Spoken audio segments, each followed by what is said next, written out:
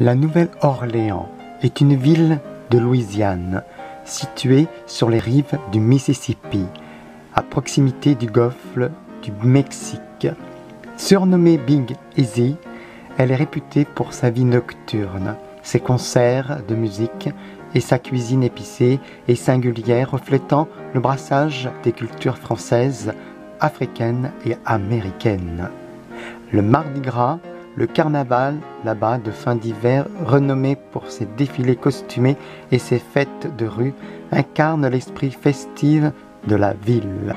Le carnaval en Louisiane est un événement très important. L'État américain est considéré comme l'une des destinations les plus festives au monde, avec plus de 400 carnavals par an. Chars et calèches bariolés, défilés costumés, fanfares, orchestres et parades se succèdent dans les rues, en lançant à la foule des colliers de perles et des bonbons. Au total, depuis janvier, ce sont 60 parades qui ont défilé à la Nouvelle-Orléans. La Nouvelle-Orléans est la plus grande ville de l'État de Louisiane, aux États-Unis. La ville est située sur les bords du Mississippi, non loin de son delta, sur les rives sud du lac Pontchartrain. Peuplée à plus de 65% d'Afro-Africains, la Nouvelle-Orléans devient dès 1910 un lieu de bouillonnement artistique et musical. Elle voit émerger de nombreux artistes de blues, de jazz, comme Louis Armstrong et Sidney Bechet. Tous deux nés dans la ville, mais aussi de musique dite cadienne. La Nouvelle-Orléans est une ville au nom particulièrement évocateur, qui renvoie immédiatement à l'expérience sensuelle parce qu'elle parle au souvenir comme à l'imaginaire et provoque une succession d'images, de sons, d'odeurs et de saveurs. Sa découverte même est un choc, car on la trouve comme au terme d'une quête initiatique où l'on doit d'abord traverser la configuration habituelle des villes américaines, composée de zones résidentielles plates, puis d'un centre-ville vertical fiché de gratte-ciel qu'on n'habite presque pas parce qu'il est principalement un quartier d'affaires. À la Nouvelle-Orléans se développent des balades en bateau sur les berges, et ainsi les touristes peuvent contempler la faune et la flore, dont notamment les alligators nombreux à la Nouvelle-Orléans qui font la joie des touristes qui les observent. Le célèbre auteur Tennessee Williams, qui vécut ici, choisit ce cadre pour nombre de ses œuvres, dont la plus célèbre est la pièce Un tramway nommé Désir, déclara « Il n'y a que 3 villes en Amérique, New York, San Francisco et la Nouvelle-Orléans. Tout le reste, c'est Cleveland. » Ce supplément d'âme qui épargne à la ville d'être un énième Cleveland, c'est de l'autre côté de l'avenue Canal et son incessant va-et-vient de tramways rouges et verts qu'il faut aller le chercher, dans la contiguïté de 3 quartiers historiques, le Vieux Carré, ou quartier français, le Faubourg Marigny et le Trémé, où tout rappelle la présence et l'origine française de la ville. La Nouvelle-Orléans ne se laisse pas approcher facilement. C'est une ville unique et assez particulière aux États-Unis. J'ai décidé, dès mon premier voyage ici, qu'une partie de ma vie se passerait ici. Pour comprendre cette ville et pour comprendre les gens qui vivent ici, il faut parler de la précarité. La Nouvelle-Orléans est un endroit où vous êtes toujours le bienvenu. On a une histoire pour l'Amérique qui est assez grande, 300 ans presque, et ainsi on a beaucoup d'héritage et influence venant de l'Espagne, de l'Afrique, d'Haïti et puis évidemment l'Amérique aussi. C'est un mélange qui est unique. Je connais l'histoire de ma famille, mais je ne suis pas sûr de son origine exacte.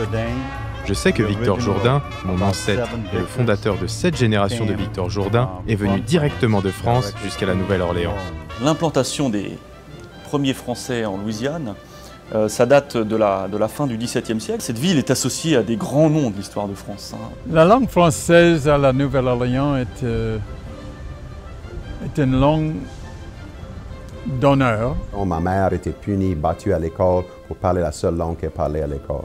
La littérature francophone à la Louisiane, c'est une histoire assez fragile, évidemment. La littérature de langue française existe toujours en Louisiane, malgré l'opinion publique.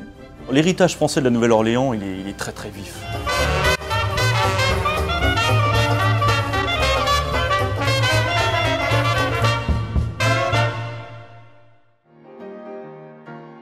Dans cette vidéo, on voit donc effectivement des touristes au bord de l'eau.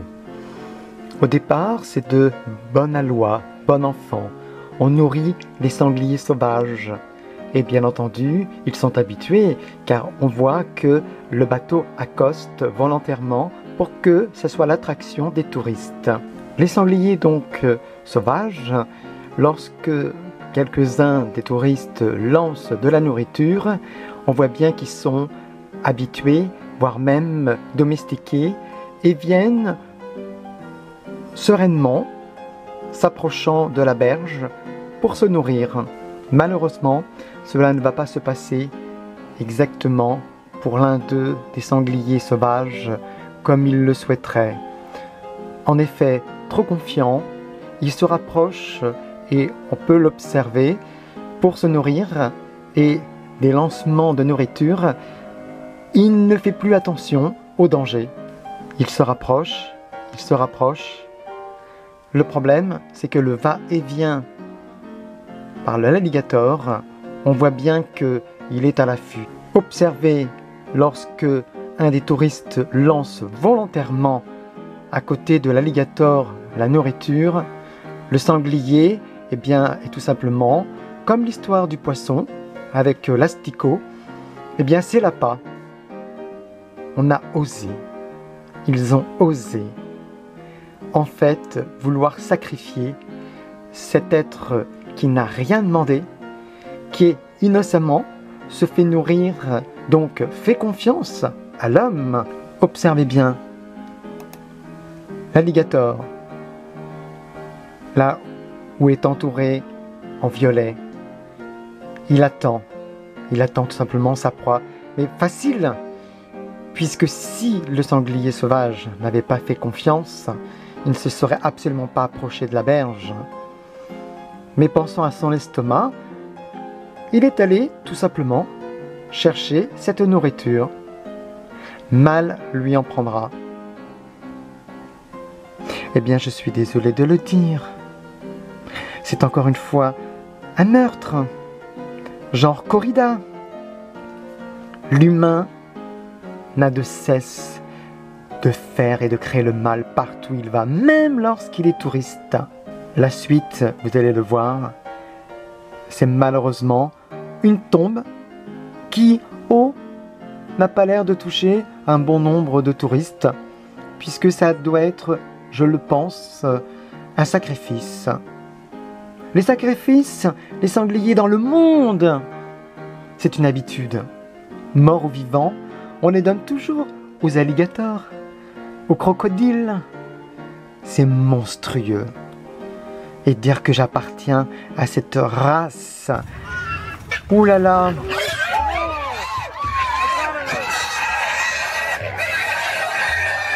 Bon, les images parleront pour elles malheureusement. Et ce pauvre sanglier sauvage, de cette dernière offrande, va le payer très cher de sa vie. Un meurtre. L'humain n'a de cesse de faire et de créer le mal partout où il va, même lorsqu'il est touriste. N'a pas l'air de toucher un bon nombre de touristes, puisque ça doit être, je le pense, un sacrifice. C'est monstrueux. Et dire que j'appartiens à cette race. Et ce pauvre sanglier sauvage, de cette dernière offrande, va le payer très cher de sa vie. Va le payer très cher de sa vie.